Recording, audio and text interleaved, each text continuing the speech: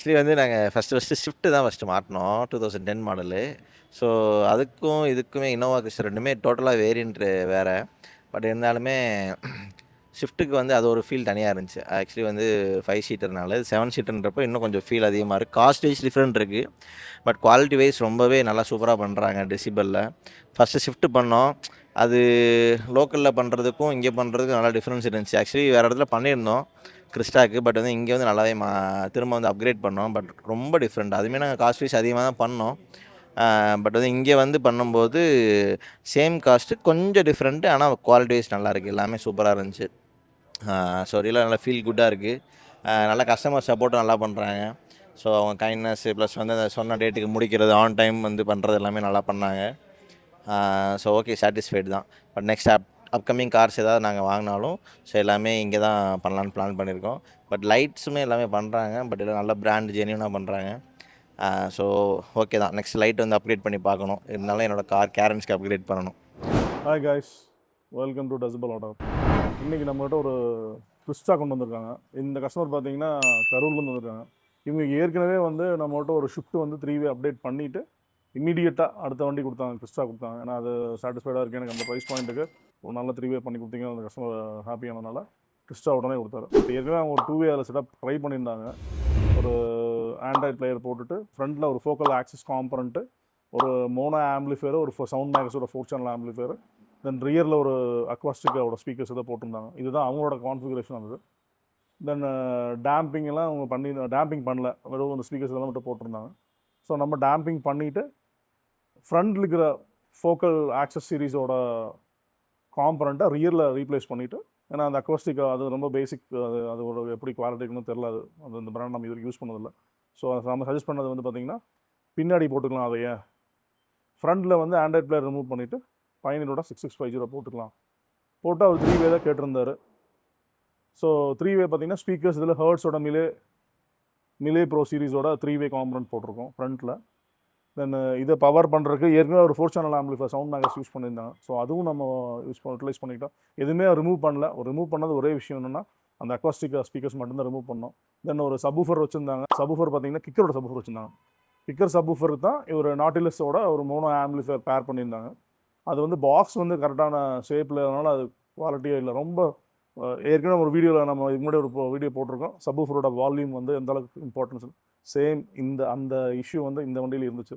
ரொம்ப நேரோவாக பாக்ஸ் போட்டு அதுக்கு ஒரு நார்மல் சப்வூஃபர், அதாவது ஷாலோ மவுண்ட் சப்வூஃபர் போட வேண்டிய வால்யூம், கொடுக்க வேண்டிய வால்யூமுக்கு இங்கே நார்மல் சப்வூஃபர் கொடுத்தாங்க. அதனால் ரொம்ப டைட்டாக ரொம்ப லவுடாக ரொம்ப அடிச்சுட்டு குவாலிட்டியே இல்லை. ஸோ அதனால் நம்ம பாக்ஸ் மட்டும் அதை மாற்றினா எப்போ போல நம்ம கிறிஸ்டாக்கு அந்த சைட் மோல்டிங் பாக்ஸ் போடுவோம், அதை அப்டேட் பண்ணியிருக்கோம்.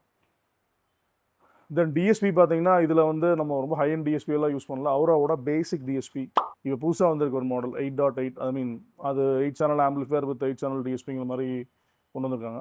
பட் இது வந்து நம்ம என்ன பண்ணியிருக்கோம்னா எதுவுமே இன்டர்னல் ஆம்ப்ஸ் எதுவும் யூஸ் பண்ணல. இப்போ அடிஷனலாக நம்ம இந்த இடத்துல ஒரு 4 சேனல் ஆம்பிளிஃபையர், சவுண்ட் டிஜிட்டலில் ஒரு 4 சேனல் ஆம்பிளிஃபையர் யூஸ் பண்ணிவிட்டு அதை வந்து உங்களுக்கு ஃப்ரண்ட்டு சவுண்ட் மேகஸும் ப்ளஸ் இந்த சவுண்ட் டிஜிட்டலையும் அந்த ஃப்ரண்ட் 3 அப்படியே பேர் பண்ணிவிட்டு ரியர் ஸ்பீக்கர்ஸ்க்கும் ஆம்பிளிஃபையர் எல்லாமே எக்ஸ்டர்னல் ஆம்பிளிஃபையர்ஸ் தான் இந்த பில்டை பற்றிலும் நம்ம யூஸ் பண்ணியிருக்கோம். எதுவுமே இன்டர்னல் ஆம்ப் யூஸ் பண்ணல.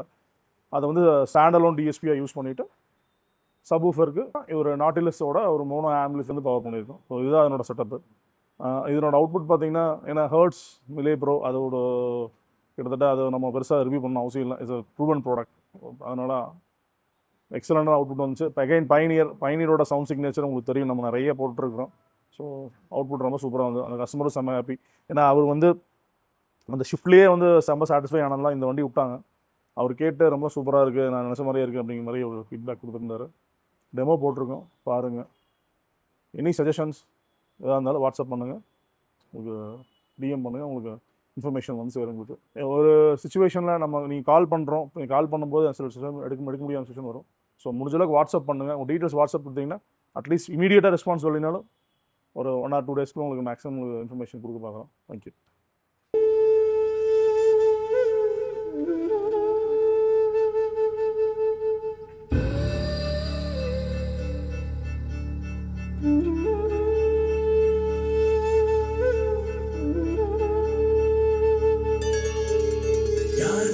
யார் வந்தது முன்னெஞ்சு நெஞ்சிலே யார் வந்தது போர் வந்தது போர் வந்தது உள் நெஞ்சிலே போர் வந்தது பூ வந்தது கை வீசிடு பூ வந்தது தீ வந்தது பூக்கண்களில் தீ வந்தது ஏன் வந்தது கண்ணோரமாய் வெப்பம் வெப்பம் பெண் வந்ததும் உன் சூழலில் சத்தம் சத்தம்